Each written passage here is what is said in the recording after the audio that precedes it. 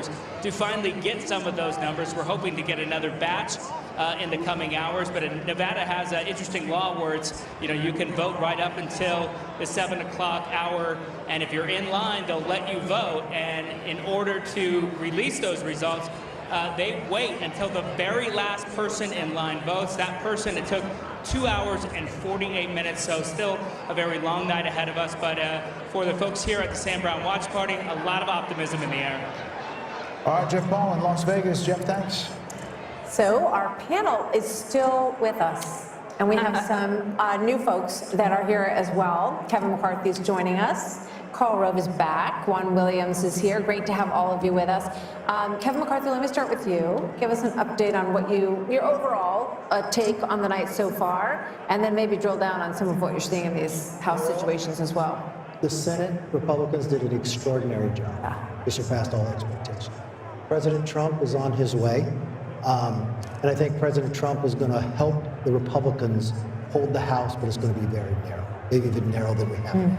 But you think they could do it? Maybe even narrower than you have now, you said. Yeah, it may be exactly the same or maybe smaller. Look at the two seats I said at the very beginning of the night. Watch Pennsylvania 7 and Pennsylvania 8. I think we're going to pick those both up. You said North Carolina 1. We're probably going to lose that by 1 point. She did an extraordinary job. Wow. Then you look at Maine, we're ahead there. But we have some incumbents that have fallen in New York. California's just in now, but don't read those numbers yet because it's just the first part coming in. We're going to have to wait some time to see where we're there. Arizona, we've got a couple of incumbents in trouble. Bacon's coming back in Omaha, maybe there. If we hold the House, if this is a trifecta, the credit goes to President Trump. But it also fundamentally means something different. You can do reconciliation when it comes to tax reform. So you don't need 60 votes in the Senate. Having the Senate as large as he is, he's going to get the cabinet that he wants. The other thing that's going to happen is you're not going to have a Hakeem Jeffries that's going to try to impeach him every single week. So America's going to see ability to govern. And if Republicans take this moment in time to not play games and focus on the issues, they can grow it the next time. Otherwise, it's going to be very competitive in 2 years. But Juan Williams, if it's as big as we think it could be, we obviously haven't made these calls yet, but it's trending that way, and the pathway for her to win is getting narrower and narrower. Isn't it not a mandate? And Hakeem Jeffries and the thought of impeaching with what we're seeing tonight seems like wouldn't be the right move. Well, I think the Democrats are dispirited at this moment, and I think that the likelihood, as we've pointed out, is that Trump will be the president. And I think that, for me, talking to people like Darren and political professionals around, no one anticipated the size of this mandate, as you call it. I think that there is even recriminations now among Democrats as to Biden and whether Biden should have dropped out earlier or Biden should have stayed. Would a white male have done better? Obviously, Trump has defeated 2 women and now a black woman. So there's all of these questions. But to my mind, it seems to me incredible that a guy who led an insurrection against the United States government is going potentially now, like a phoenix, going back into the Oval Office. It's unbelievable. Well, you have to consider the fact, Juan, that a lot of people didn't think that was an insurrection. They thought it was a riot, but not an insurrection. And had they thought it was really an insurrection, I don't think he could have won. Well, I don't know. Exaggerations about that day. Well, I'm not exaggerating. About the alleged threat to democracy is a piece of what happened in the United States. Well, I don't think so. I think, again, I'm giving you my perspective. And I'm giving you mine. Right, so I listened to you as my friend. But I'm going to tell you what I saw was not only a right in terms of the violence, but a direct action intended to stop certification of a presidential election. Understood. And we've talked a lot about it. That's why I said that. And we've talked a lot about it. And the campaign, clearly. I'm not trying to hype anything. The campaign ran a lot of ads about it, talked a lot about it, and more, half the country now, Juan is going to say, that is not what I care about. I care about my economy. I care about immigration. No, see, that's where we differ. I'm not sold on this idea that, it was the cost of eggs. I worry that it was, I'm not voting for this woman, or I'm not voting for this black woman. No, that's not what we see in our data. Well, here's the thing. Where do you see that? Because a moment ago, Darren was out here and he said, in fact, not only did the bro strategy work, and the bro strategy largely worked along the lines of white men, but that the bro strategy also had some impact in terms of Latino and black men who came along and gave higher percentages. All right, Carl, weigh in. I just want to make one more point with one. I spoke to Jack Brewer this week, and here's what he said if Trump wins. He said he won because black men felt that Democrats and elites put immigrants before us. Your thoughts on that? I just think that that's possible. I don't know that for a fact. I think there are tensions between racial groups, and people might feel that. Obviously, they're going to be, you can exploit those tensions, and you can exacerbate them to the point where you can politically benefit from it. Do I think that's the reason he won? No. I think the reason he won is you look at that bro strategy and the white male turnout and white grievance politics that he has used to great success in this country. Carl. I think he's trailing his prior 2020 numbers with whites. Well, you know what? I think that the bro Hispanics and black males. Yeah. Weigh in here. it's not sufficient to make up. It's not sufficient to have this kind of night. Look. I just think it is extremely odd to suggest that black men are somehow prejudiced because they vote for a white candidate who says, I want to make certain that everybody has an opportunity to succeed in our great economy. I want you to be more prosperous, and I will do things that will make it possible for you to make a better life. That is an appeal to their best instincts. He did not go out and say, vote for me because I'm not a woman. Don't go vote for me because I'm a white man. That would not have attracted those votes. They got attracted to him because they thought he was a strong, effective leader, and they thought he would do something about the issues they cared the most about, which is an economy in which they think they get the short stick, inflation, which has decimated their purchasing power, and illegal immigration, which has affected their communities deeply. And to suggest that somehow black men are racist because they supported a white man is just too far, Juan. You're distorting my comments, but let me just say, I followed your comment. Carl, hang on. Carl, hold on. We're not saying most black men did not vote for Donald Trump. So I never said anything like that. That's just not true. Oh, you suggested it's only I'm saying to you, no, I'm saying to you that in terms of this bro strategy for white males, the whole notion of I'm bad, I talk about women in the most disparaging way. There's some men who just said, you know what, I want to be in on that. I want to be a badass guy. And I think they like Trump's image and the character. I think they supported him in spite of that, not because of it. Harold Ford Jr. Because we offered to make their life better. Harold Ford Look, Jr. I tend to agree with Juan about January 6th. I'm surprised by the fact that the country got over that as quickly as we seemingly did, which speaks to the political comeback.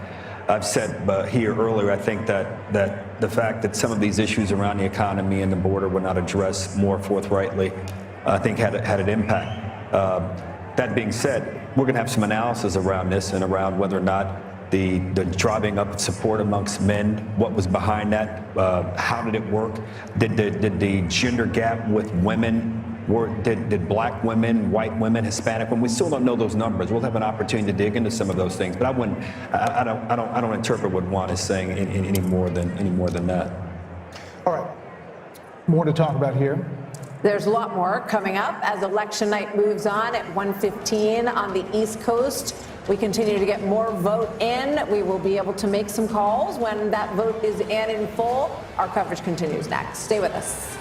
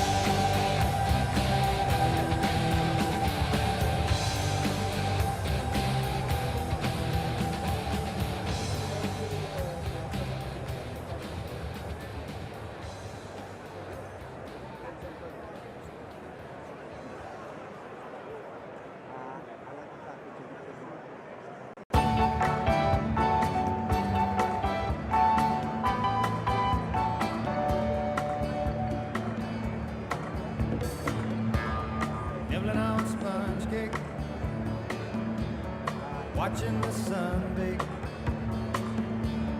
All of those tourists covered with oil, strumming my six string on my front porch swing. Smell those shrimp, they're beginning to boil. Wasting away again in Margaritaville,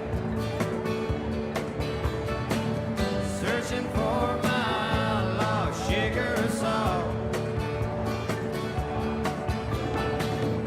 Some people claim that there's a woman to blame, but I know it's nobody's fault. Don't know the reason, stayed here all season. Nothing to show but this. Movement from the Mar-a-Lago Trump group, including former President Trump, who is in a very good position to be the next president this evening as well, is heading over to the Trump headquarters, where there are a few thousand people who have gathered for this evening. So we'll keep a close eye on that. Obviously, when he shows up there, we will take you there live. Well, those guys had two Make America Great hats on. I saw someone with a front, really large back. one. Yeah. As we look now at what we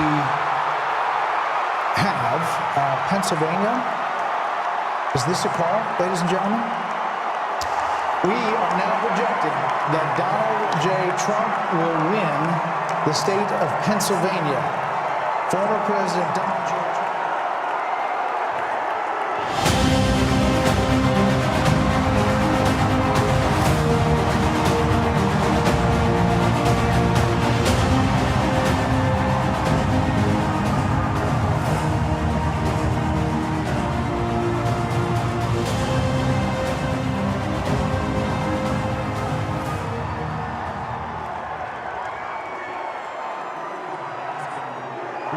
Former President Trump will win the state of Pennsylvania, and we can make that call, the 19 electoral votes. That puts him at 267, not officially over the 270, but the path that it takes to get to 270, he is well on his way to becoming the 47th president of the United States in what is going to be the biggest political phoenix from the ashes story that we have ever seen, ever. I mean, I'm going to say it's more than Grover Cleveland in 1892. I think that Grover Cleveland was not the subject of a Russia investigation, 2 impeachments, 2 assassination attempts. They have indictments, 91 indictments, convictions, and there is almost nothing that hasn't been thrown at this former president, and his tenacity in wanting to go back and run again, which he announced immediately after he lost in 2020. This is a huge historic moment in the United States of America, as the former President Trump is closing in with just a few electoral votes away now from clinching 270, as Pennsylvania is called for Donald Trump. We're looking live, 1:21 a.m. in the morning at Trump headquarters. The cheers coming up. We're told the former president is there, as well as J.D. Vance, Senator J.D. Vance. They are getting ready to hear from former President Donald Trump. Again, at 267, not there yet, but looking at where that vote is in Wisconsin, where the vote is in Michigan, where the vote is in Nevada and in Arizona. There is no path, Brit Hume, for Vice President Harris, and just 30,000 feet. What this means. Well, I'm old enough to remember when Richard Nixon was declared dead in 1962. I remember the famous speech he said, "We don't have Nixon to kick around anymore." No one could imagine after that failed race for governor, he could have come back in 1968 and been elected president. That was a hell of a comeback. This, to my eye, was a man who was facing many more slings and arrows than Nixon had been at that time, hated though he was by the Democrats. This surmounts that. This is an extraordinary comeback. Dan. He campaigned so energetically, ruthlessly, fiercely, and with more joy than Kamala Harris. And it was so clear that Joe Biden was not going to be able to go the distance. If Joe Biden were still on the ticket tonight, who knows what tonight might have even looked like. That he has been able to accomplish this, it is nothing short of astonishing and amazing. And also I think about Susie Wiles, who's his campaign manager, very quiet, does not like the limelight. Chris LaCivita, who works on it. All of those people who worked so hard and stuck by Trump, no matter what was said about him, they were called every name in the book, including Hitler and Nazis, and they came through.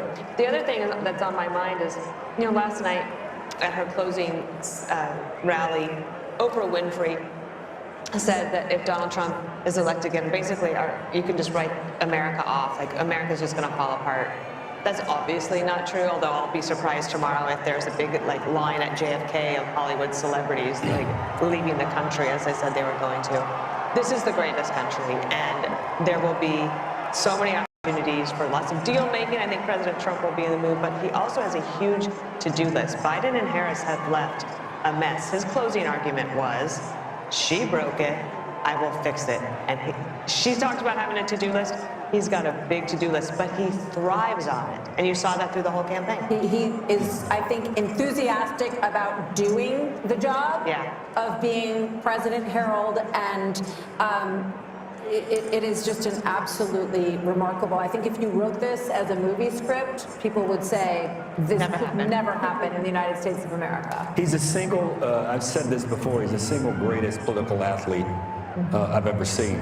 And tonight he proved why. There were moments in the campaign where I thought he would said some things and did some things that I didn't quite understand, that I thought maybe detracted from that. But tonight, obviously, proves that too. He also ran a traditional campaign. He connected with voters on issues. He talked about the things that mattered most to voters, and Democrats said he didn't talk about them in the most full-throated way, he didn't talk about it in the most wholesome way, didn't talk about it in the most comprehensive way, but he connected with voters. I would urge my party tonight, if indeed I think he's almost at 270, we'll declare it here shortly once Alaska comes in, don't write off the American people. Let us not be critical of people for voting for President Trump. He did something we didn't do in this campaign. We had to reevaluate, reassess. Mr. Wonderful said it a little earlier, that may give us an opportunity as a party to revamp, and perhaps we should think about that. But don't write off the people, the American people, for the decision they made this evening. Charlie Hurt, he will be the 47th president of the United States after everything that we saw in this election. It's hard to understand how some in the mainstream media are going to take this, because it was so over the top one way that they thought it was done. There was a landslide prediction from a lot in the media that she was going to have the landslide. It looks like he's going to have the landslide tonight. Yeah, it's truly remarkable. And the revolution rolls on. And this is not just, a victory for the White House tonight, but also, this is the end of the old Republican Party, which, of course, Donald Trump took on. That was the first thing that he did. The very first thing that he did in 2015 was take on the old Republican Party. He has completely reshaped the Republican Party. The Republican Party is no longer doesn't stand for a lot of things that it stood for before. He has made it a far more middle class, working class, a far more practical party, I think probably a far more durable party. And he's figured out how to win with that. And you can't help but think that with this victory, in 4 years from now, he's going to have the mantle that he can hand to the next Republican. So I don't know how Republicans ever go back to the old party that they were. But it is truly extraordinary, and it is all by the force of one guy, one man who had the fortitude, the strength, the vision, the refusal to accept anything, all of the experts counting him out, and he just kept on fighting and fighting and fighting. Charlie, it would have been one thing for him to come back from a single defeat to be elected again. But when you think about it, he came back from a series of them. I mean, his party lost in the midterm when in his term. 2018. They lost in 2018. They lost the presidential election in 2020, and they had a major disappointment in 2022. Which, you know, one might have thought after all that the party wouldn't turn to him again, and yet, you know, in the face of that, plus all the things that Martha enumerated, the indictments, all the other troubles that he had, for him to come back from that is really quite striking. And think about how toxic he was after, say, Thought to be, January yeah, 6th. yeah. And then you're looking at races now in states where Donald Trump very well may drag Republicans, and he's overperforming in a lot of places fellow Republicans. You know, it really does. I think there are parallels to 1980, Mark Penn. When you look at Jimmy Carter, we had hostages in Iran, we have hostages in Gaza right now, very high inflation and a malaise in many ways in the country that I think these people who have been called a lot of names have had enough of. What is your impression of what this means tonight? Well, I think this means a lot to a lot of people. I think the working class are looking for a renewal of American jobs. I think people are looking for a border that is sane and an immigration system that works. I think a lot of people over in the Middle East are looking for Iran to pull back in the face of a president whom they fear. And, you know, look, I think it's going to be incumbent on the Democratic Party to understand that the people have spoken, and to dissemble and dismantle this lawfare system that they have built up here, which is going to raise a whole series of questions that are going to have to be answered now. But they cannot say that they are better than Donald Trump and recreate a system that does not recognize that he won and the people have spoken, and he is going to be the 47th president. We haven't talked about foreign policy a lot, but imagine the Saudis, you know, making a normalization deal with Israel in the face of a new president here. Imagine I'm going there tomorrow night. Imagine a Ukraine deal that Donald Trump talks about. Kevin O'Leary, what is the market going to do in the You're wake gonna of love this? this. What's happened here is the system self-corrected. When you try and break the American model, it fixes itself. And I think people should give credit within the Democratic Party. Donald Trump saved them tonight too, because they're going to have to take a spatula to these policies and bring it back to the center over the next 4 years, and in a way reset. And we talked about this earlier, but he saved entrepreneurship. He saved the entire model of the S&P 500, because taxing 20% higher was a really bad idea, and it self-corrected. Capital, and this is why I'm getting on a plane tomorrow night. I intentionally didn't leave till tomorrow night so I could go to Geneva, go to Abu Dhabi, go to Riyadh, and say it's 21% corporate taxes, 100% not going to change. That is very important for people like me that bring capital back to this country. It fixed itself. It fixed itself. And I think that's why America works. It has worked for 200 years. When it gets too crazy, it fixes itself. And whether you love Trump or you hate him, every Democrat owes him a thank you very much, Mr. President. By the way, as the markets, the poly market and all these election markets were moving, Bitcoin went up exponentially. Yes, I'm long Bitcoin. Are you? So you're buying later. You know, speaking of Bitcoin, I'm also struck by just calling Pennsylvania here, Dana.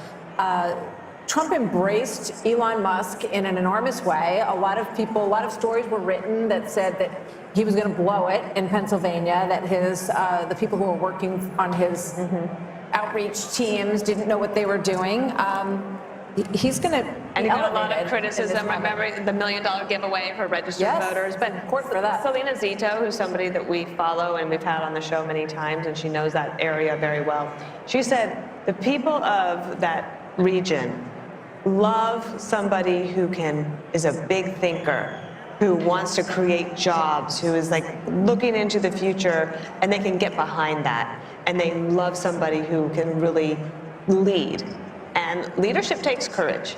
And you have to be willing to make decisions where you are going to be criticized. I think this is one of the problems that Kamala Harris has always had. She doesn't want to take a position on anything. We haven't even talked about how in California, the law to basically make shoplifting illegal again passed overwhelmingly. And Gascon, our friend down, the DA in Los Angeles, lost by 22 votes. I mean, this is in California, so it was everywhere. 22 points. And 2 days before, 22 points, thank you.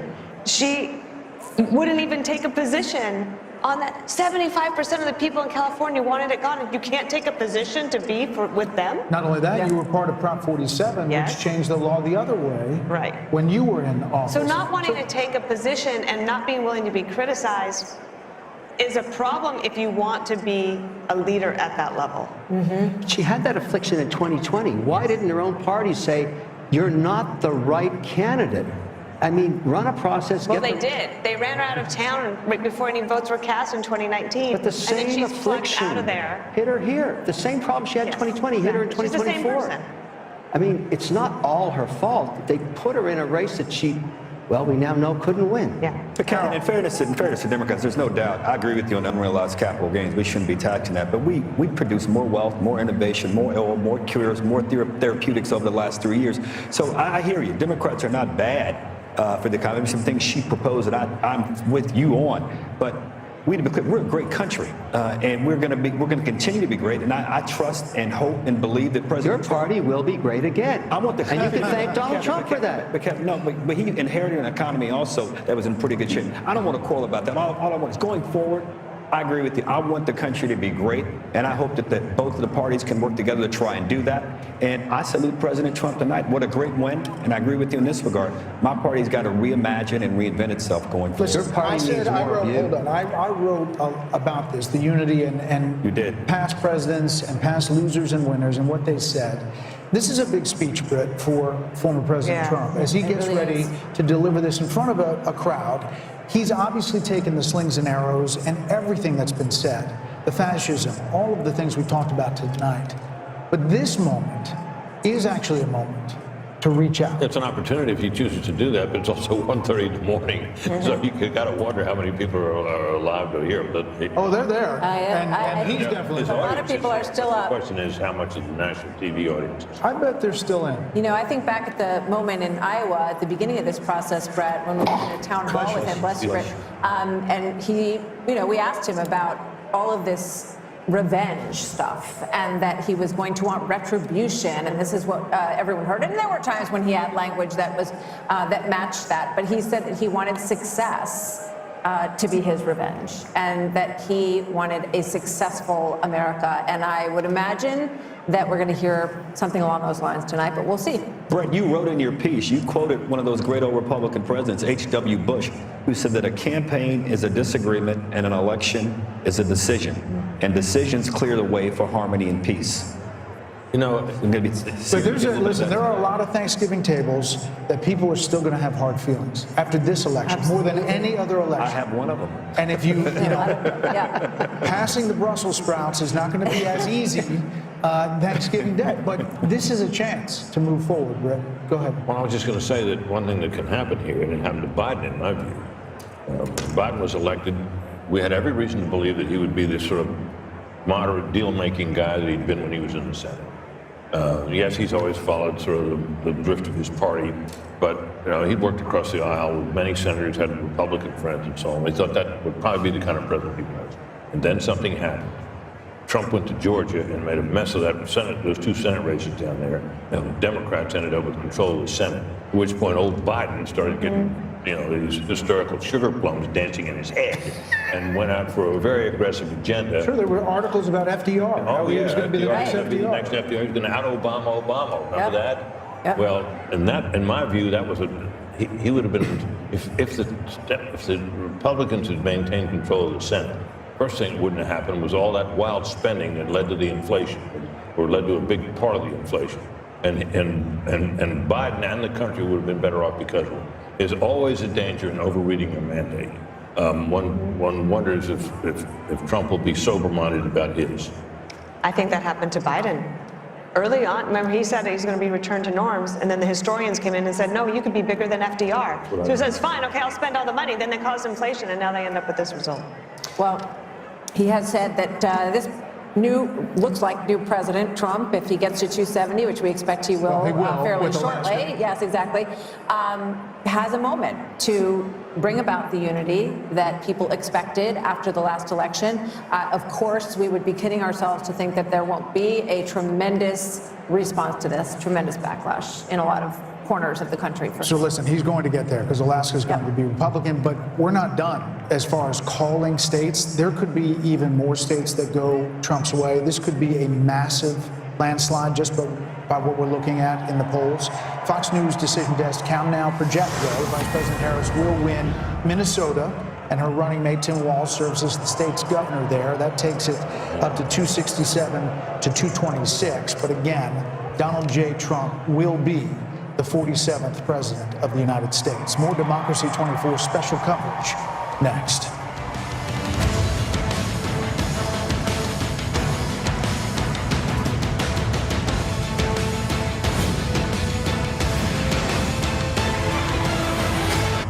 If you have generalized myasthenia gravis, picture what life could look like with Vyvgart Hytrulo, a subcutaneous injection that takes about 30 to 90 seconds.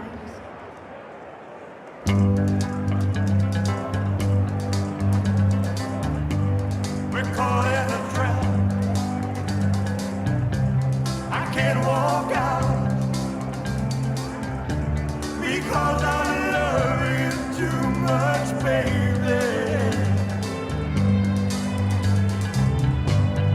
Why can't you see what you're doing to me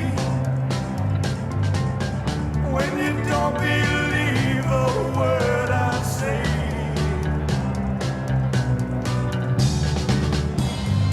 We can't go on together with suspicious minds, and we can build our dreams on suspicious minds. So if an old friend I know stops by to say hello, would I still see suspicion in your eyes? Here we go again, asking where I've been. You can't see the tears I feel I'm crying.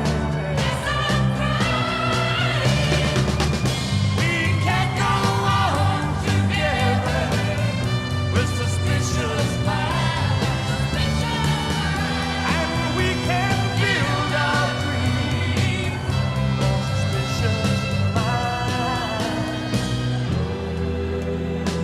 Won't let our love survive. Oh, dry the tears from your eyes. Let's don't let a good thing die. You know I never lied to you. Yeah, we're caught in a trap. I can't walk out because I love.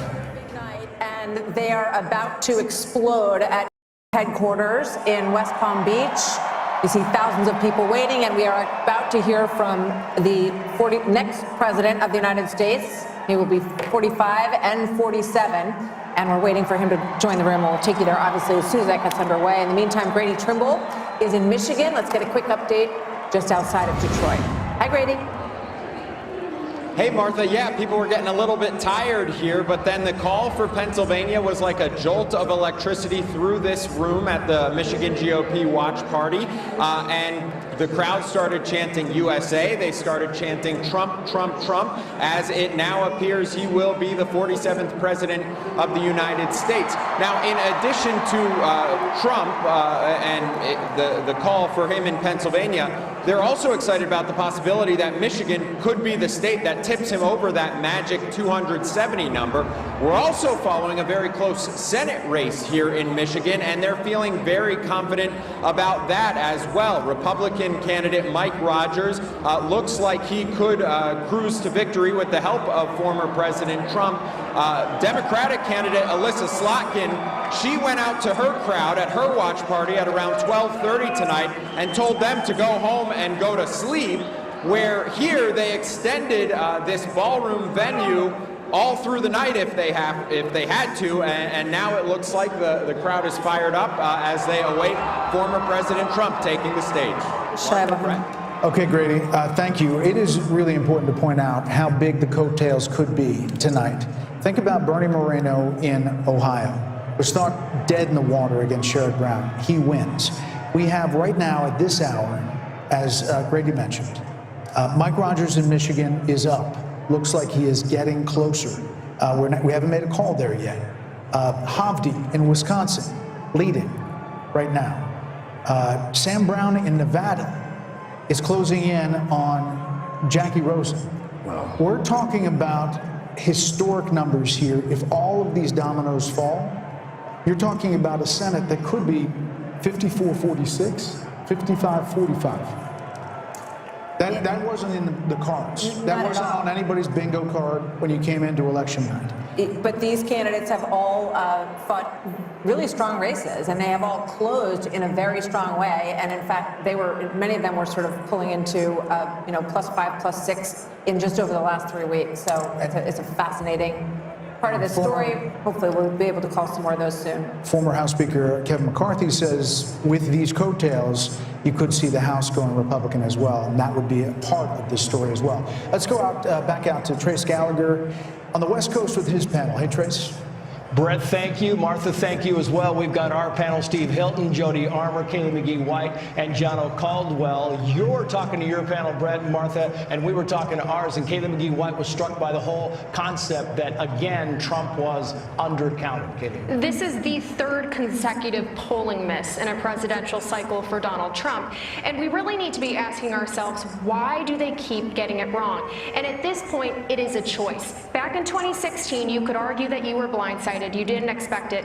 You cannot say that anymore. This was predictable from the very start. And I think the reason they keep getting it wrong is because they still don't understand the average Trump voter. They cannot wrap their heads around why so many people support him. And it's because for a long time, actually for the past decade or so, Democrats in power didn't think they needed to. And even worse, they didn't want to. They didn't want to have to stoop down to understand the concerns over immigration, over the economy. And guess what? The American people sent a very clear message tonight that you better start paying attention, and you better start paying attention soon. We heard a lot of words, demographic. I don't know how many times we heard it, Steve Hilton, but Gianna, you talk about black voters, black male voters especially. We heard it again and again tonight, and you think it's worth talking about. I think this is a historic night.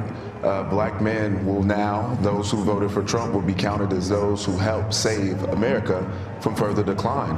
I mean, Kamala Harris has tried her best to create these accents like, you better thank a union member, all of these things that she's done to try to appeal to this community, even going on Oprah Winfrey's talk show or whatever that was to say, oh, I'll pull out my gun and shoot someone that tries to come into my house.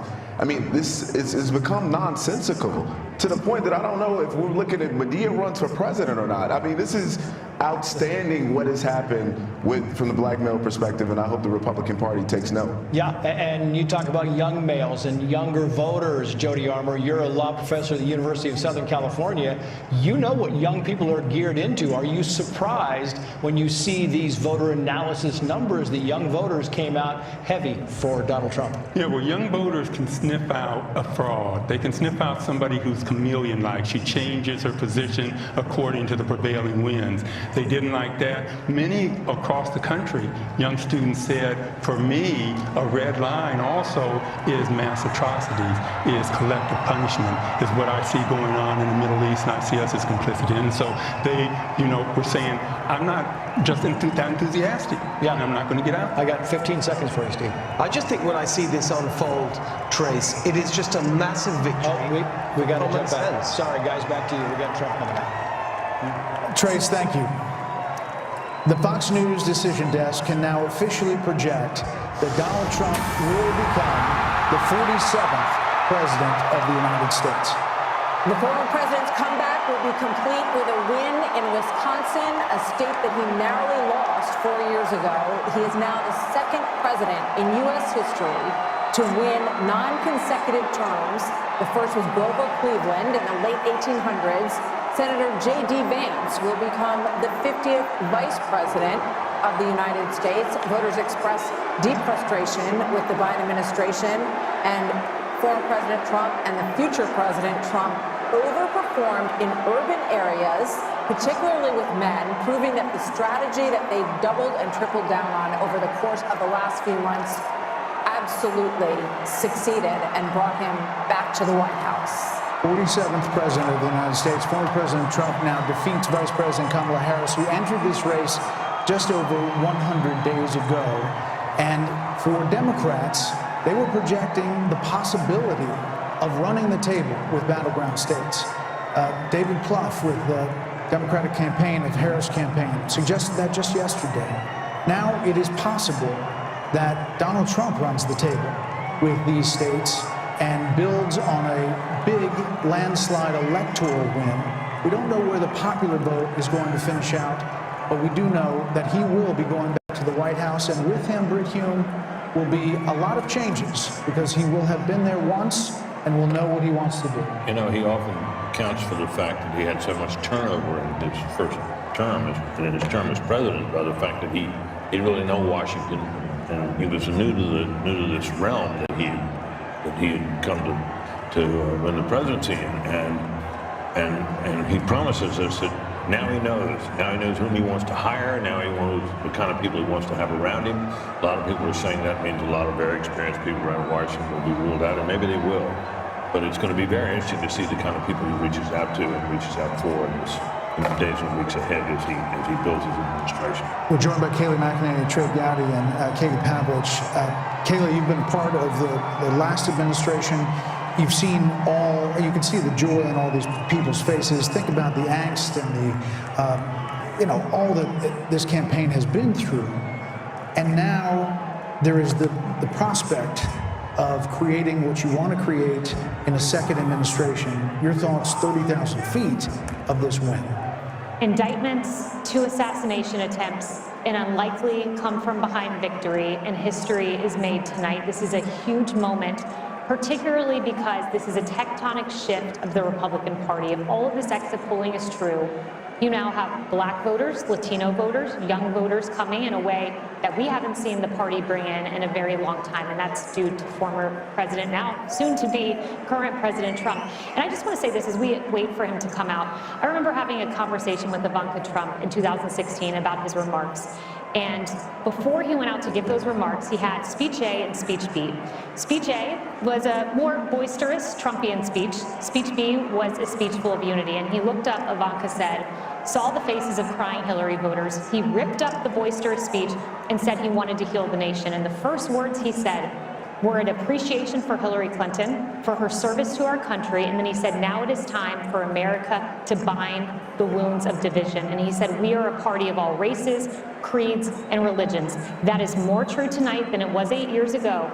And I fully expect President Trump right now is maybe ripping up that more boisterous speech and preparing to unite the country. It's an amazing message. I hope Kayleigh's right. I hope you're right.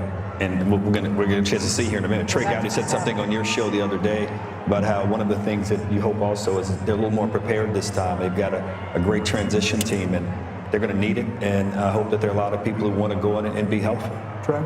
Yeah, I think his transition team has done a wonderful job vetting potential candidates. And to Kayleigh's point, I think a liberated Donald Trump, he's never going to be on the ballot again. This is his last term.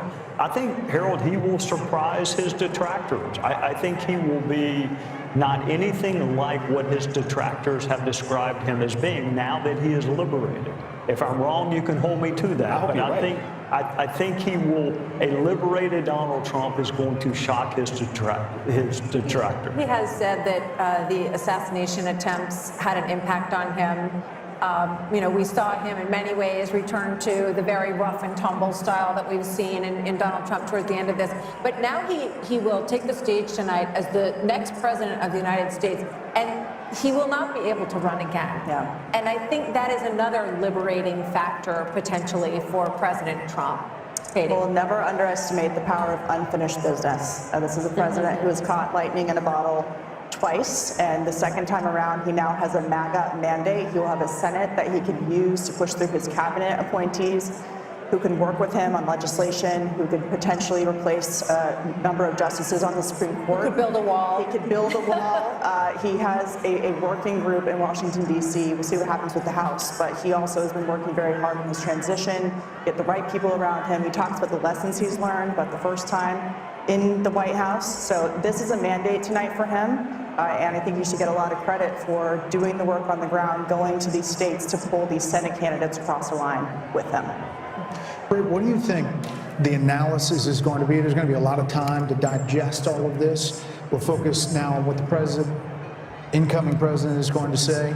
What do you think the analysis is going to be on the Democratic Party and what went wrong? I think it's going to be agonizing. I think it's going to take a little while for consensus to form about what the party needs to do next, or what it did wrong this time. It'll be grudging at first. One can certainly imagine that if the party were smart and shrewd political voices were heeded, that there'd be some major changes in their agenda and their approach in this. And you think of the issue sets that they've tried to run on against this man that failed. They need to reconsider all of that. And I think it'll take a while. Now, our colleague and friend Mark Halperin, who's been very astute this particular cycle, he thinks there's going to be blood in the streets and people are going to be hysterical. I hope not, but it could happen. Ben? I am really looking forward to reading some of the stories, probably with a lot of anonymous sources amongst Democrats with the recriminations, and it's going to be fast and furious, and you will have people saying that Joe Biden should have dropped out the day after, not dropped out, but said he was not running for re-election on the day after that midterm in 2022, and either endorsed her or said, let there be a primary, and Dr. Jill Biden, there will be thoughts about her, and I wonder how chilly that White House is going to be for the next 90 days as they try to figure it out. And let me just say that as Vice President of the United States, Kamala Harris will certify the election results on January 6th. A lot of irony in that moment. Harold, your thoughts? This is how our country is organized, and it's a great education, I think, for people who had very high passions in this race. There are Democrats who were fervently for Joe Biden. He performed poorly during a debate, and the party switched to Kamala Harris, and there was genuine excitement, I think, built over a period of time. And some of that excitement was an aversion and almost a dislike and a disdain for Donald Trump. But I hope it's a moment that we can all grow from, because if we don't, not in a selfish, partisan way, Democrats won't progress. And I don't think you can fly and soar as a great country unless you have both wings working together. And President Trump, tonight, I'm going to be interested in that tone, Kayla. I was reminded of your words, I was reminded of what you said as you shared it. I remembered that story, and I hope and pray for the country tonight that President Trump, who has every right to be joyful, every right to celebrate, will give a speech with that tone tonight that in many ways could help him do all the things that he campaigned on in this campaign. What does this mean for the never-Trumpers, who are Republicans, and the Lincoln Project people, and Bill Kristol, and people like that who seem to abandon everything they'd ever previously believed in order to oppose Donald Trump? We'll get to the never-Trumpers soon enough and the hundreds of millions of dollars wasted on them. Look, Donald Trump won this on policy and personality. I don't want to be remiss here. He is talking about energy independence, manufacturing, an economy where everybody is working, no new foreign wars, getting out of the entanglements we currently have, respecting and resourcing law enforcement, border patrol, military. And by the way, friends, we don't get those policies without that personality. What did we hear during the Republican primaries? I want Donald Trump's policies without his personality. Good luck with that. You don't get this strength and this resolve and this toughness. You don't get those policies without that. But I want to say this, it's on this phone that Huma Abedin placed a call 2:30 a.m. on November 9th, 2016, and on the other line was Secretary Clinton to concede the race to Donald Trump on my phone. I handed it to him, and I said to Vice President-elect Mike Pence, make sure Hillary actually concedes. She did. And President Trump was gracious to them, too. They came to the luncheon at the Capitol after the inauguration. The Obamas and the Clintons were there. I was there to see it myself. And then something just changed. The Washington Post said, let's impeach him at noon, 2 minutes after he's inaugurated. Melania wrote about this in her book. So, Harold, I hear you. I hope everybody can unify. But I got to tell you, my friend, I think it starts with your party and not mine. Fair enough. They had this guy in a courtroom. He's not an indoor cat. I get it. They had him in the courtroom. They have him impeached. They have him. And whether people think that was justified or not, now is a good time to respect the will of the people. Forget about us, the will of the people. I agree with you. I'm just saying be a gracious winner and let's move the country forward. I agree. And I know you will. That was my only point. I heard a gracious winner today when I talked to him. I really did. He's known for a while. He was going to, I wrote a piece on FoxNews.com October 11th saying he's going to have a narrow landslide. I think he's felt that for a while, but he wanted to go and earn it. And I even think the people around him have to be gracious too. I think he will. I know him as well as you, but people around him can be gracious as well. That's a different question. We can always hope. No, well, that comes from the top. Once more, I just want to say how much money was spent on this election. $15.9 billion with a bill. Wow. B, if you spend $1,000 a day for 2,740 years, that would be $1 billion. It was 16 times that. What has been spent on every race, presidency, the whole deal. $16 billion. And here we are. What is that, a check you can write to for every American? What did you say? About $50. If not $40. $50. But I just want to say, every presidential race has a medium. You know, you go back to television, cable. This was, in some ways, a podcast experience of a campaign. And those are free to go on podcasts. And you wonder how much of that money really needed to be spent when there's a lot of ways to reach people. But I think it's really interesting and something we'll be talking about a lot in terms of the reach of these endorsements. I was struck by the final and Musk and the rest of the them. final ads where they were excellent. They talked about making America great again, but then ending with the assassination attempt and that fist in the air, the iconic image, and the fight, fight, fight. Absolutely. Warrior president. And it worked. Yep. Yeah, toughest son of a gun we ever saw. That was the last note we see in that ad. And I think, well, whatever you think of the guy, you got to admire that. Yeah. I mean, the adversity he's faced, everything we've seen in other presidencies and other political figures who've gone through all kinds of trouble are pale in comparison to what he's been put through. No, Maybe it's time for his enemies to stop it. Not only that, but the energy that he has is truly amazing. He's the Energizer Bunny. Let's check in with Aisha Hasni, speaking of the Energizer Bunny, at Trump headquarters in West Palm. Aisha, this has been a big night all night long. I'm sure it's really getting fever pitch now. A big night, Brett and Martha, a long campaign for the former president, for all of us, the press corps that have been following him around now for more than a year. The crowd went absolutely nuts when Fox News called it here, and people were hugging each other, they were high-fiving each other, that people were on FaceTiming.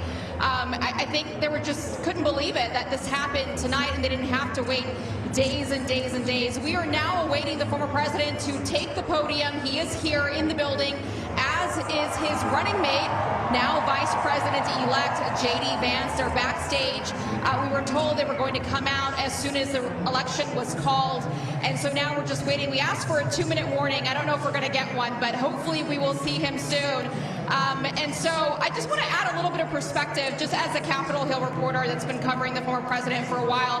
When I came to Congress 3 years ago, talked privately with many powerful Republicans who did not want to see the former president back in Washington, and then to see the legal battles that he went through and Republicans having to stand up for him. And then he went through the primary process. As Kellyanne Conway just said, he earned it state by state by state, and then came back to Washington in the spring and went to the RNC and claimed the nomination. This is the greatest comeback that I've ever witnessed personally myself. And so I look forward to seeing what he says to the country here tonight and to his supporters. Back to you. Aisha, thank you. The Harris team is now texting to say Vice President Harris will speak tomorrow. That will be her response to the election results. That's all we have from the Harris team, which is really strange. I mean, from a PR perspective, Dan? No, I also just think it's a shame because I remember when John Kerry did this to George W. Bush in 2004, and you work so hard, and I know that they're disappointed, but you should concede and let your opponent have their election night, and let everybody that's there at Trump, at Mar-a-Lago, where are they? They're in Palm Beach. They're in West Palm at the convention center. At the convention center, like, let them have their moment without anyone. Like, I remember Andy Card had to come in and say, well, yes, we know we won, but we have to wait until John Kerry concedes, and then we all had to traipse back in the next morning and wait, and you don't get that moment. I don't think it's right. And that's not to say there's not going to be a phone call. There could be a phone call tonight, but she's not going to speak publicly. If there's a phone call, they have to make it public. And then nobody needs to hear from her. So if I were her, I would do it tonight. I mean, they had that whole setup in front of Howard University. Yes, all of her people were already there. Everybody was there, and it does feel like you want to just collect the moment and do it the way that But they were holding out hope. They were holding out hope that the blue wall could somehow come together, but it's going to be a red wall. 90 minutes before that, they were told to go to bed. I got that text. 90 minutes before all of this, Jen O'Malley Dillon, the Harris campaign person, said everyone can go to bed and come back tomorrow. So she didn't even address her own supporters. We want her to call President Trump. She didn't talk to the people who were assembled there for hours for her. It just seems very ungracious. By the way, it ended up being a very bad split screen. You probably couldn't see it in here, but they're filing out, and he's expanding his folks, and they're all excited for him. Look, I think that Kamala Harris is a sign of the times, but I think that Trump's a metaphor for the country. And when he says, we don't surrender, fight, fight, fight, we get back up, I just think I think that's who it is. The other thing I just want to say, maybe it's as a Catholic, maybe it's just as a Trump supporter, maybe it's just as a flawed human being. We all get second chances in this life. Rarely do we get a second chance as big as this one. And I have got to believe the man that I know and that Kayleigh worked with is going to work with a certain alacrity and energy to get things done very quickly. What he can do through executive order, what he could do with the Congress, bringing in the governors. Nobody gets a second chance this big in their lives and just puts it on the shelf like it's a trophy or a gold star. He's going to use that as a platform for good and undo some of these bad policies, and I think do even better. You know, these celebrities, these athletes, he's got job creators and innovators. He's got Elon Musk and Dana White. He's got people who make stuff, who people say, wow, there's an American success story, and he's going to bring them aboard. So Vice President Harris has now encountered what is known as the Van Buren curse. It's the failure of the Vice President to get to the presidency. Only two have done it, and that is Mark Van Buren in 1836 and George H.W. Bush in 1988. You know, the question is what the Republican Party looks like now. And Kayleigh, it's a multiracial party, to your point. It's working class, and maybe it's the future. I mean, it's Elon Musk. It is Joe Rogan and podcasts. It is, you know, there's an opportunity here on both parties to realign and change. There are going to be a lot of conversations that go on to that end. Who is the next standard bearer for president? Is it J.D. Vance? Is he the one who picks up the torch after a 4-year legacy-defining term with the success that Kellyanne's describing? Is it J.D. Vance that picks it up? There's going to be a conversation about ground game. I mean, Kamala Harris over the weekend, they were saying they were knocking 1,000 doors a minute, and I have no reason to doubt that. It was an extraordinary ground game, but do ground games matter as much as podcasts? As much as real, authentic, viral moments like President Trump on the garbage truck, or President Trump at McDonald's, these viral moments that really captured the attention of the nation. And what does the Republican Party look like going forward? It's a broad coalition. It's an exciting coalition, and I think if President Trump manifests that working man agenda, no tax on tips, no, limit on credit card interest rate, that's a working man's economic agenda.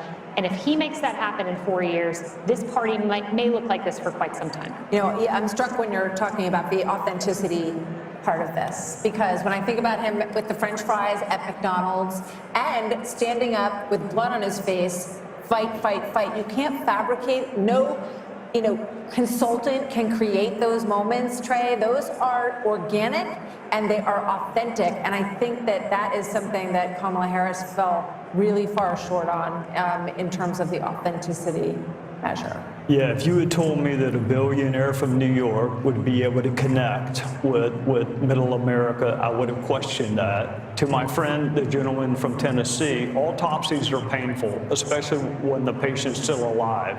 I wonder what the Democrat Party is going to go through in the next weeks and months, because this was a loss that I don't think anyone saw coming, not to this magnitude. So what does the autopsy look like if you're a Democrat? It's painful, but you have to have one. How did you lose, and how did you lose this soundly? The easiest way to do it for them would be to simply say, if Joe Biden hadn't clung to the job, clung to the nomination, and hidden his condition with a lot of help, they could have had an open nominating process and gotten a more attractive nominee But I don't know who would have been freer to walk away from Biden policies and would have had a better shot. I mean, I think that's the easiest, simplest solution.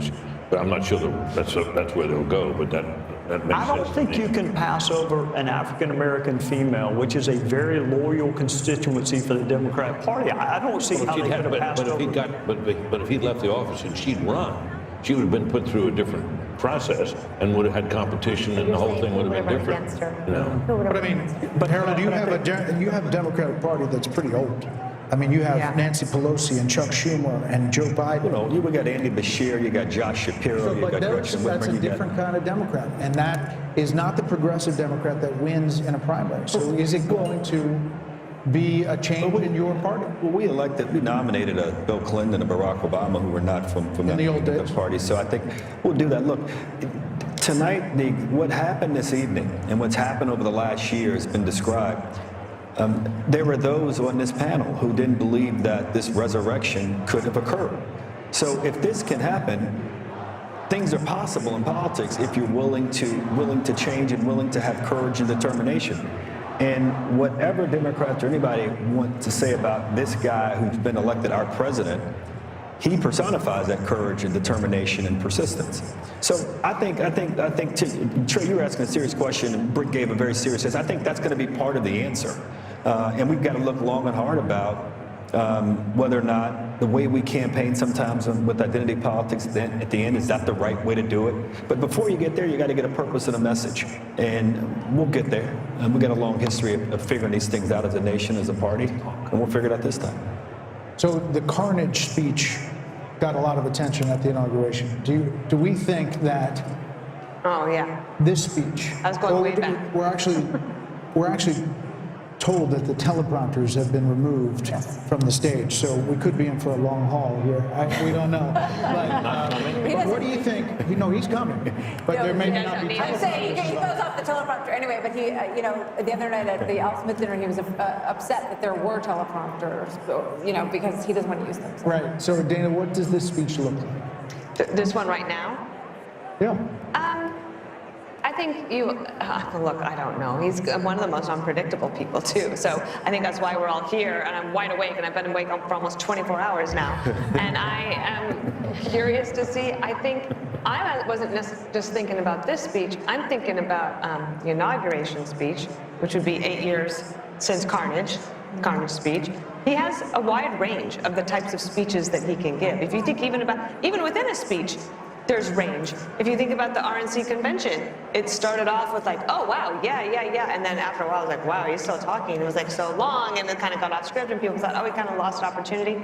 But he didn't. I think if you look at these people who would take off work, drive somewhere in the middle of the night to go and get in line to wait for hours, to then stay at a rally for hours, and part of the things he has done as well is created this camaraderie amongst people so that you could go to a place where you're not afraid to wear your red MAGA hat, and you could say, I'm not the crazy one. I'm not the only one who thinks the way that I do. I can actually have friends, and that doesn't mean that there shouldn't be outreach to the other side. I believe in love thy neighbor. I love all of that. But he has created something special here, so I kind of want him to take a victory lap tonight. I don't think this is necessarily the moment for unity, especially when she won't even concede and give him the night to celebrate. Kellyanne, you were looking at the popular vote. He's still up, and could finish up. And part of that is because he did run up the totals in places I was looking at, even the rural counties in Pennsylvania. He was going to win them by significant double digits, but he won them that much more. I think running up the totals in Florida, which was a swing state not that long ago, over 1.1 million votes or so. Haley, right, your home state. And this is, look, I think that when the Democrats take a look at this candidacy, it's not going to be that she had too much time, not enough time. She's just a flawed candidate. She doesn't speak well, she doesn't work hard. I'm not being mean or partisan. I don't know why the country would have rewarded this candidate with the big job when she couldn't make the case what she does as vice president that affects our lives in a positive way. She was given that opportunity. I personally would like to thank the women of The View tonight for asking this question, for having her on. Oprah, we see you, and so on and so forth. People who thought they were doing her a favor because they made her something she's not. It's the opposite for Trump. They make him something he's not. Take that one word, take that one line, take that cherry pick this, that, the other. You never get the essence. I go back, does everybody remember 5 years ago, so Laurel and Yanny, or what color dress? You hear Laurel, I hear Yanny. You see the blue dress, I see yellow dress. We were all looking at the same thing. That's the way Donald Trump is in this country. There are people who look exactly the same person, and they see two different vistas. I think it's time that we try to see one. Look, I don't know who said it earlier. I'm a little worried about the reaction of the Democrats and the Kamala people here. I'm very worried. I think that there are a lot of unhinged people across the political spectrum, and we gave very little quarter to how many anti-Kamala voters are out there. I don't want to hear the words racism and sexism. It's eyesight and hearing. We were listening and watching her. And I'm very worried that we've not talked a lot about how violent people may be and angry because she lost. Right. I'm afraid of that. Right. I mean, I can just imagine thinking about The View, and a week or so ago, they were saying, what is wrong with someone who would vote for him? Michelle Obama. And Joe Scarborough saying, we weren't raised like this. Who raised these people? So I can only imagine what tomorrow is going to look like. I will say when we talk about The View, what comes to mind is we mentioned the carnage speech that President Trump gave at his inauguration, and my mind automatically went to the unity speech that Biden gave, and he mentioned unity a half dozen times. But when you think about what we got over 4 years, there was the garbage comment that didn't come in isolation. There were all kinds of comments. Neanderthal was one of the first words he used to describe those who opposed his COVID edicts. The Mark Cuban comment, he was an official surrogate of the Kamala campaign, and for, as mean as some of President Donald Trump's tweets have been, and people have problems with it, one thing I've challenged Democrats to find is one example of him disparaging the country, half of the country, and that's something he has not done.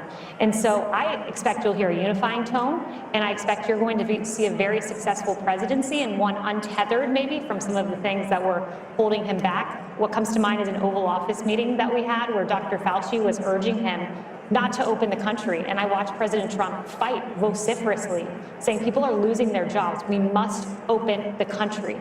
He wanted to do it sooner than he did. I think that Donald Trump, who goes with his instincts, is going to be a Trump that ultimately leads a very successful country in second term. Martha, Joe Biden mentioned the word unity more in his inaugural address than any president, I think, except one. If he's serious about that, he'll pardon Donald Trump. He'll also pardon his son. And then he'll put pressure on Georgia and New York to end this lawfare. If there is any silver lining tonight, it is that lawfare actually helps the person that you are trying to go after. We need a justice system. The lady needs to wear a blindfold for a reason. We got to stop this prosecution of our political enemies. I mean, literally, his polls will be the Attorney General. Absolutely. We need a really solid Attorney General. John Ratcliffe. Can do it. Sorry, John. Sorry, John. I apologize. Sorry. There will be a lot of talk about cabinet members, Treasury Secretary, Secretary of State, Secretary of Defense. You've got Tom Cotton, Mike Pompeo. You have. Well, you also have a Republican bench. And sometimes, like you were saying, that the Democratic Party is quite old right now. There's not a great bench, although there are some, and especially, but when you take governors out of states, then you leave a hole, and then you have to build up that bench back up. But the Republican bench is pretty strong right now. There you see Doug Burgum and Vivek Ramaswamy, Steve Wynn, his lovely wife Andrea. So people are there waiting for the former president. Britt would like to know where he is. He's watching us. Can we say tonight, though, Harold, that the melting pot still works? That Hispanics, Black Americans, working class Americans, standing up, asking what their government is going to do, asking their government to see them and their concerns, that it works, that this is American democracy in our republic working. The process works. I think as we get a final account of the numbers and the coalition that President Trump won with this time, I think it'll be one that will be for the history books. President Bush, I think, got 40+% of the Hispanic vote. George Bush, W. Bush, and it looks like President, at least the preliminary numbers suggest that. But as much as we talk about the unconventional aspect of this was conventional also. People believed him. He resonated with voters. He resonated with communities, rural communities, urban communities, suburban communities across the country. And I congratulate him tonight. I didn't want him to win, but I congratulate him on his victory and wish him the best for my country. And I can only hope that the concerns that are articulated by my dear friend Kellyanne, that they're not realized. I hope that my party and my friends, and for that matter, Republicans alike, that we're all able, once we get past the moment here, the 24 hours of excitement and joy and celebration, to understand that what we're really celebrating is the greatest experiment to have ever come to existence. It will celebrate 250 years of its own existence in 2026. So those are my thoughts, Brett. I'm struck by the issue of abortion, because it was talked about so much, and it was presented as if you're a woman and you are not going to support her, then you hate all women. They said that husbands were hateful towards their wives and the women in their lives if they didn't support this candidate. And I think it just goes to show that kind of manipulating, it doesn't win. And narrow casting us based on our gender. I think Kamala Harris was talking to us from the waist down, and I think Donald Trump was talking to us from the waist up as well. That's where my eyes, my ears, my heart, my brain, and my big mouth are. So, I mean, you got to talk to the woman in full. It's as if she doesn't know anything about the economy, or she doesn't care about what's going on in Ukraine or Israel or with Iran, or can't do the math on her grocery bill. It's an insult. Of course people care, but we care about many things. Just as we are not monolithic in life, we're not monolithic thinkers politically. But Martha, something else happened. They put these ballot initiatives on to try to gin up turnout for the Democrat. And they did that, and it kind of backfired. Look at this popular vote. And it backfired. The other thing is, if you've got 10 abortion ballot initiatives, you can vote your conscience on abortion, and you can vote separately or similarly for president. The presidential race was not a proxy for your position on abortion. By the way, somebody sent me the statistics. Over $500 million spent on ads about abortion. $500 million in this country out of the $16 billion Brett is talking about. $37 million for pro-lifers. The rest was the pro-choicers. I mean, it's just insane amount of money. So we've spent a lot of time talking about markets tonight and the betting markets. Trey, at this point, it's at about 66% that Republicans hold on to the House as they're ticking down the possibilities, and they look at these coattails with not only the popular vote, but what could be and is shaping up to be an electoral college landslide.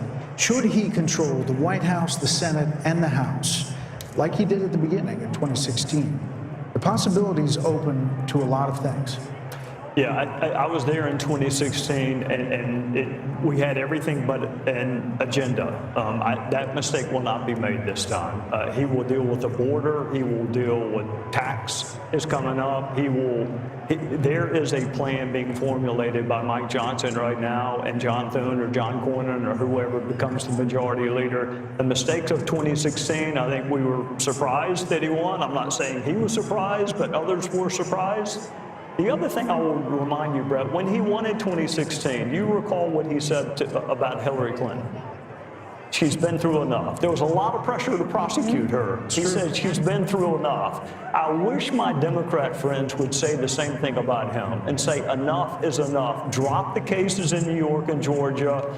Biden shouldn't wait on Donald Trump to end these federal cases. They should be ended by Joe Biden. If you really want unity, then quit using lawfare to divide the country. Quit using the justice system to try to win political races. We are still following these Senate races, and as we wait for the former president, by the way, there's Nigel Farage there talking in the crowd there. Britt, this is remarkable in that some of these races were not even suspected to be close, expected to be close. Mike Rogers, he was a long shot at one point against Alyssa Slotkin. Good candidate. In Michigan, good candidate. Strong candidate. Former chairman of the House Intelligence Committee. Right. But Sam Brown was left essentially, he was not going to win. He was not on anybody's list. Likely switching. Not getting much money or attention. No, but I think he's a competent candidate. Once again, we have. By the way, there's Sam Brown right there, 48.1 to 47.2, 80% in over Jackie Rosen. How much It renews our understanding that candidate quality matters. Yep. In this cycle, Republicans in the Senate races in particular fielded some pretty darn good candidates that gave them a shot in states where Republicans often face an uphill battle. And the fact that, it looks like it won't be just a squeaker, there might be a little margin there for Republicans in the Senate is testament to that. Let's see what Wisconsin is, guys. Can we put up Hovde in Wisconsin?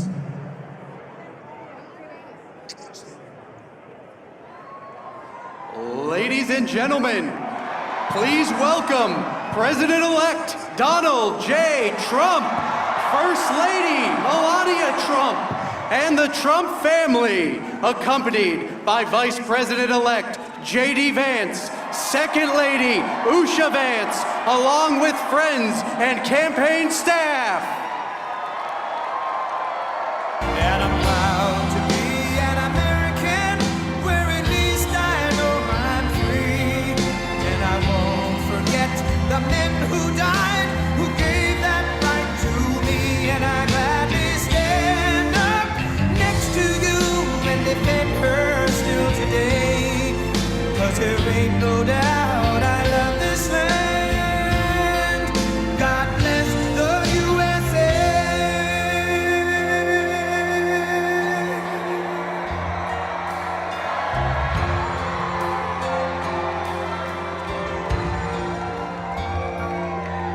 From the lakes of Minnesota to the hills of Tennessee, across the plains of Texas, from sea to shining sea, from Detroit down to Houston, and New York to LA, where there's pride in every American heart, and it's time we stand and say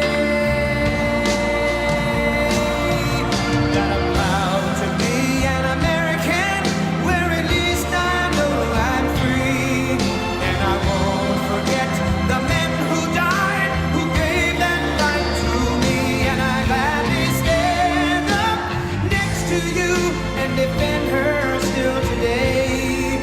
'Cause there ain't no doubt I love this land. God bless the USA.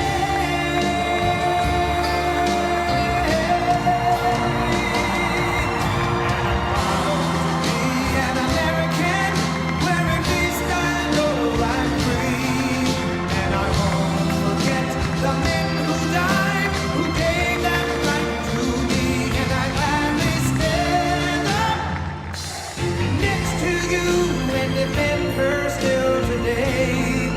'Cause there ain't no doubt I love this land. God bless the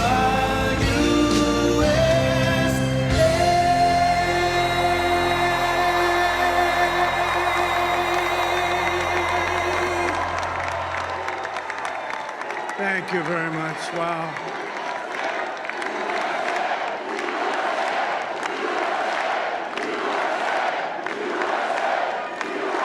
Well, I want to thank you all very much. This is great. These are our friends. We have thousands of friends on this incredible movement. This was a movement like nobody's ever seen before. And frankly, this was, I believe, the greatest political movement of all time. There's never been anything like this in this country, and maybe beyond. And now it's going to reach a new level of importance because we're going to help our country heal. We're going to help our country heal. We have a country that needs help, and it needs help very badly. We're going to fix our borders. We're going to fix everything about our country. And we made history for a reason tonight, and the reason is going to be just that. We overcame obstacles that nobody thought possible, and it is now clear that we've achieved the most incredible political thing. Look what happened. Is this crazy?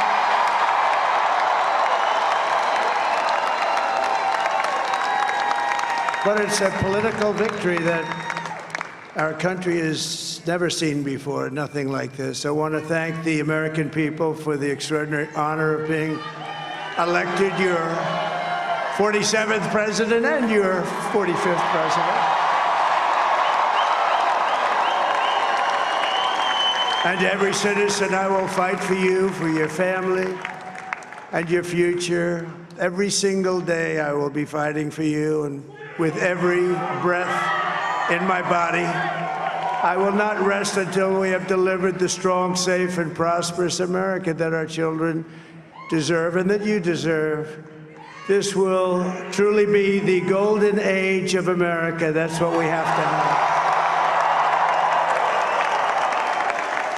This is a magnificent victory for the American people that will allow us to make America great again. And in addition to having won the battleground states of North Carolina, I love these places, Georgia, Pennsylvania, and Wisconsin, we are now winning in Michigan, Arizona, Nevada, and Alaska, which would result in us carrying at least 315 electoral votes, but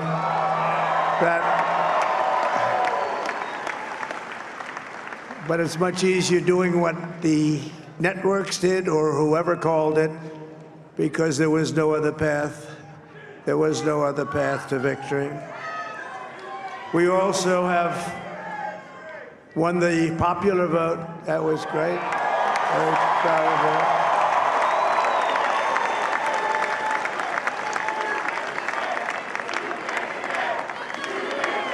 Thank you.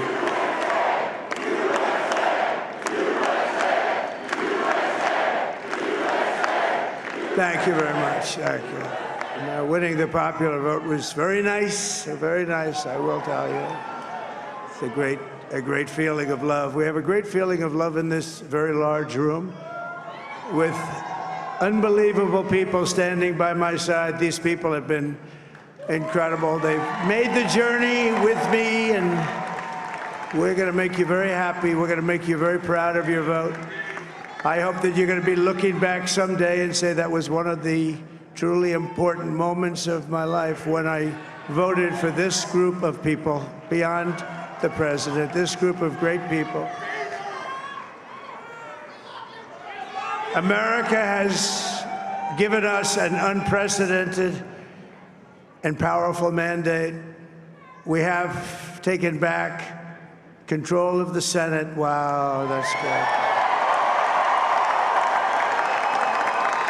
And the Senate races in Montana, Nevada, Texas, Ohio, Michigan, Wisconsin, the great Commonwealth of Pennsylvania, were all won by the MAGA movement. They helped so much.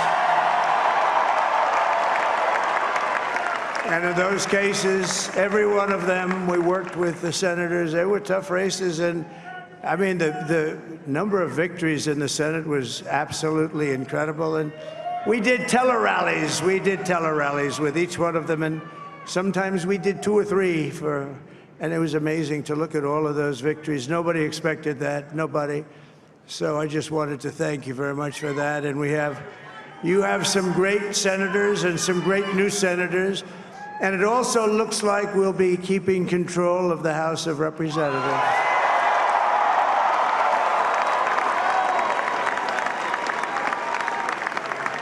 And I want to thank Mike Johnson. I think he's doing a terrific job. Terrific job. I want to also thank my beautiful wife, Melania, First Lady.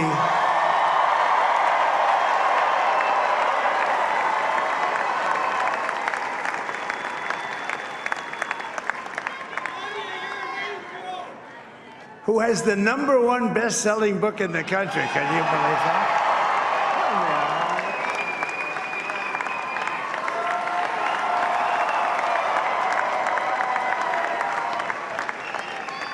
Oh, no, she's done a great job, works very hard to help people. So I just want to thank her. But I want to thank my whole family, my amazing children, and they are amazing children. Now, we all think our children are amazing. Everybody here thinks their children are amazing, but that's a good thing when you think they are. But Don, Eric, Ivanka, Tiffany, Barron, Laura, Jared, Kimberly, Michael, thank you all. What a help. What a great help.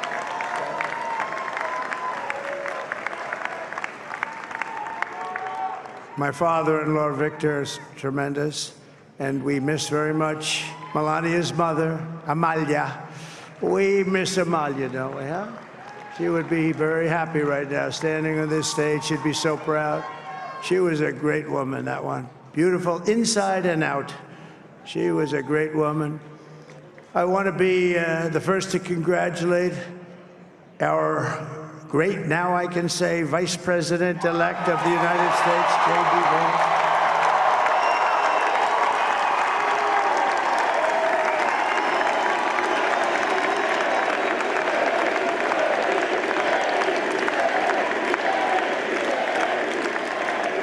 And his absolutely remarkable and beautiful wife, Usha Vance. And he is a feisty guy, isn't he? You know, I've said, go into the enemy camp, and you know the enemy camp is certain networks, and a lot of people don't like to, sir, do I have to do that? He just goes, okay, which one, CNN, MSDNC? He'll say, all right, thank you very much. He actually looks fun. He's like the only guy I've ever seen. He really looks forward to it, and then he just goes in and absolutely obliterates them. Say a couple of words.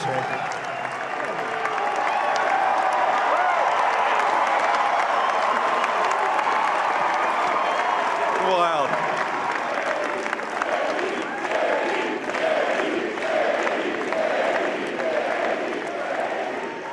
Well, Mr. President, I appreciate you allowing me to join you on this incredible journey. I thank you for the trust that you placed in me. And I think that we just witnessed the greatest political comeback in the history of the United States of America.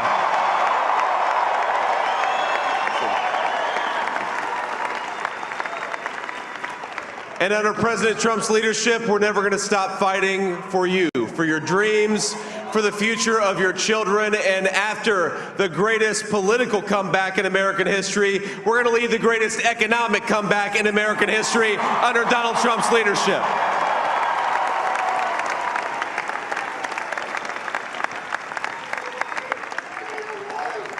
Thank you very much. He's turned out to be a good choice. I took a little heat at the beginning, but he was, I knew the brain was a good one, about as good as it gets. And we love the family, and we're going to have a great 4 years, and we're going to turn our country around, make it something very special. It lost that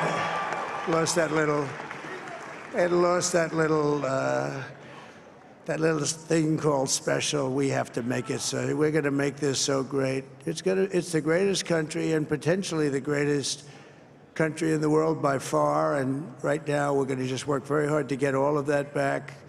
We're going to make it the best it's ever been. We can do that. If we had to wait longer, I don't know. It was going bad, and it was going bad fast. We're going to have to seal up those borders, and we're going to have to let people come into our country. We want people to come back in, but we have to let them come back in, but they have to come in legally. They have to come in legally. Let me also express my tremendous appreciation for Susie and Chris, the job you did. Susie, come here. Come here, Susie. Chris, come here, Chris. Susie likes to stay sort of in the back, let me tell you. The Ice Maiden, we call her the Ice Maiden. Come here, Chris. Come here, Chris. Susie likes to stay in the background. She's not in the background. Come here, say something. This wasn't expected, but I just want to thank, obviously, President Trump for this journey. It was a great one, and he's a hell of a candidate, and he's going to be a hell of a great 47th president. And this team that we had, the best team, and, of course, even my boss, Susie Wiles, the best. Thank you. Thank you, and thank you, Susie. Look at her, she's shy. I've never seen her be shy before. Susie. They're great. Everybody up here is great. Everybody up here is very special. But the Trump, who did you say? Oh, let me tell you, we have a new star. A star is born, Elon. Now he is. Now he's an amazing guy. We were sitting together tonight. You know, he spent 2 weeks in Philadelphia and different parts of Pennsylvania, campaigning. You know, he sent the rocket up 2 weeks ago, and I saw that rocket, and I saw it coming down. I saw it. It was, when it left, it was beautiful, shiny white. When it came down, it didn't look so pretty. It was going 10,000 miles an hour, and it was burning like hell. I said, what happened to your paint job? He said, we've never made a paint that could withstand that kind of heat. And, but I saw it come down and turn around. And it was, you know, it's like 22 stories tall, by the way. It looks a little smaller than that, but it's big. And it came down, and you saw that fire burning. And I'm saying, only Elon can do this. It must be an Elon. And I tell the story. I told it last night. I had a man on the phone. I had the screen muted, no sound. I was talking to a very important man, happens to be here. And that very important guy, one of the most important people in, I would say, the country, actually. But, you know, I was president, and now it looks like I was going to be maybe president again, so I figured I could ask him to hold. So I asked him to hold. And because, especially because you're going to be president again, they hold. So I took the phone down, and I'm looking at the screen. I'm seeing this crazy thing that's going around and coming down. It looks like it's going to crash into the gantry. And I said, oh, no. And I said, do me a favor, do you mind holding for a couple of minutes? I want to see this. I thought it was a space-age movie or something. I put the phone down. Bad part, I didn't pick it up for 45 minutes, and he was holding. But this spaceship came down, and I saw those engines firing, and it looked like it was over. It was going to smash. And then I saw the fire pour out from the left side, and I put it straight. And it came down so gently, and then it wrapped those arms around it, and it held it. And just like you hold your baby at night, your little baby. And it was a beautiful thing to see. And I called Elon. I said, Elon, was that you? He said, yes, it was. I said, who else can do that? Can Russia do it? No. Can China do it? No. Can the United States do it other than you? No, nobody can do that. I said, that's why I love you, Elon, that's great. And you know, when we had the tragic Hurricane Helene, and it hit North Carolina, they were really devastated, the water. This was a big water, as big as we've ever seen, water hurricane. It built lakes out of nothing. Fields became lakes, and the danger was unbelievable. And the people from North Carolina came to me and they said, would it be possible, at all possible, for you to speak to Elon Musk? We need Starlink. I said, what's Starlink? It's a form of communication. So I called Elon, and I'll tell you what, he had, and it was very dangerous. People would die. They had no communication. All the wires were down. I called Elon Musk. I said, Elon, you have something called Starlink. Is that right? Yes, I do. What the hell is it? He said, it's a communication system that's very good. I said, Elon, they need it really, really badly in North Carolina. Can you get it? He had that there so fast, it was incredible. So, and it was great. It saved a lot of lives. He saved a lot of lives. But he's a character, he's a special guy, he's a super genius. We have to protect our geniuses. We don't have that many of them. We have to protect our super geniuses. I want to thank some of the guys. You know, we have up here today the U.S. Open champion. He's a fantastic golfer, slightly longer than me. Hits the ball a little bit longer than me.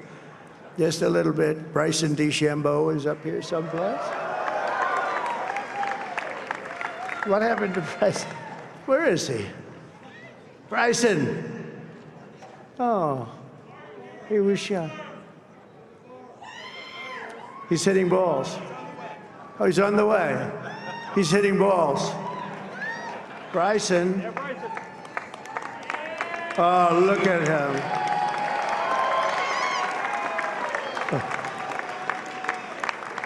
He's got a great career going. Great U.S. Open, Bryson. That's a fantastic job. And we also have a man, Dana White, who has done some job. He's a tough guy.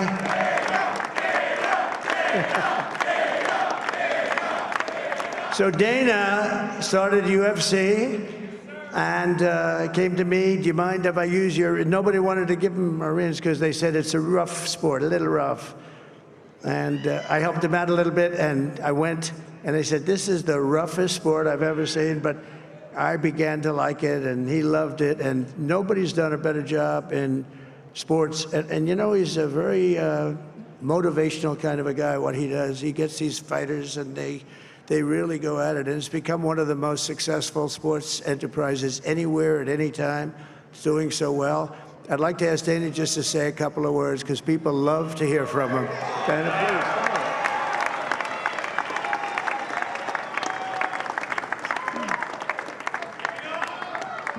please. Nobody deserves this more than him, and nobody deserves this more than his family does. This is what happens when the machine comes after you. What you've seen over the last several years, this is what it looks like. Couldn't stop him. He keeps going forward. He doesn't quit. He's the most resilient, hard-working man I've ever met in my life. His family are incredible people. This is karma, ladies and gentlemen. He deserves this. They deserve it as a family. I want to thank some people real quick. I want to thank the Nelk boys, Aiden Ross, Theo Vaughn, busting with the boys, and last but not least, the mighty and powerful Joe Rogan. And thank you, America. Thank you. Have a good night.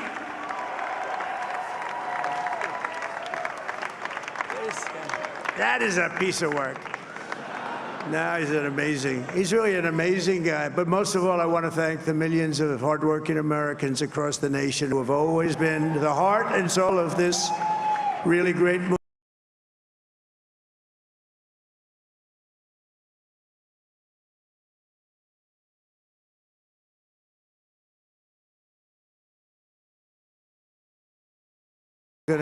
We're gonna pay you back. We're gonna do the best job. We're gonna turn it around. It's gotta be turned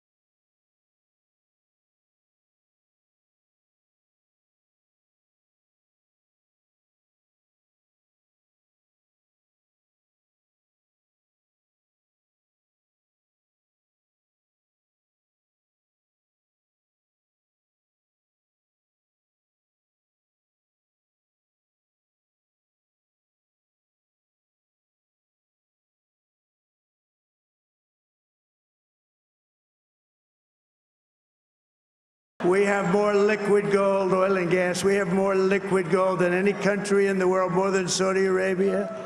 We have more than Russia. Bobby, stay away from the liquid gold. Other than that, go have a good time, Bobby.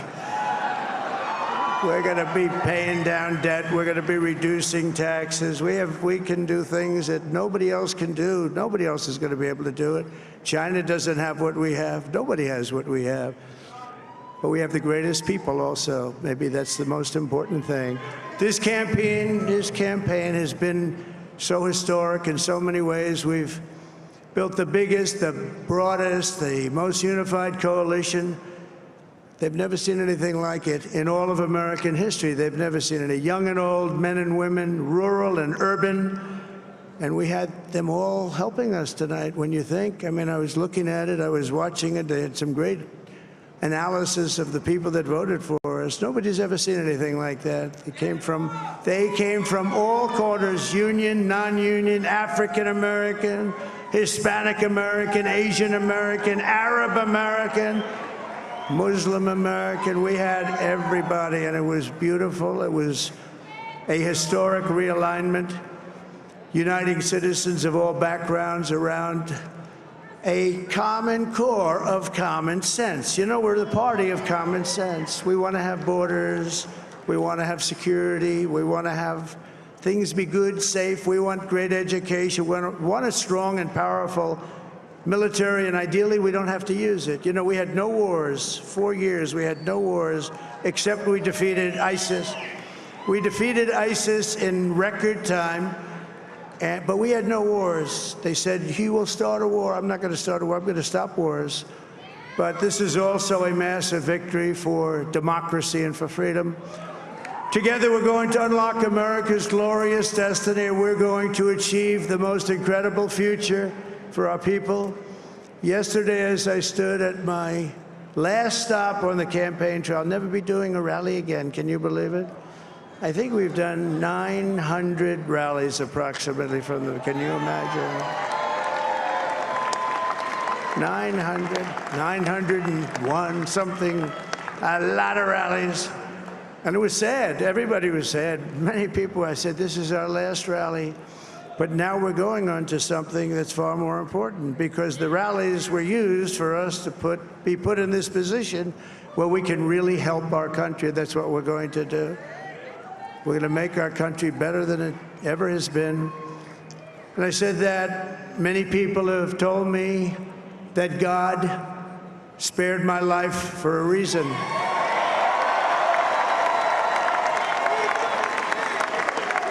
And that reason was to save our country and to restore America to greatness.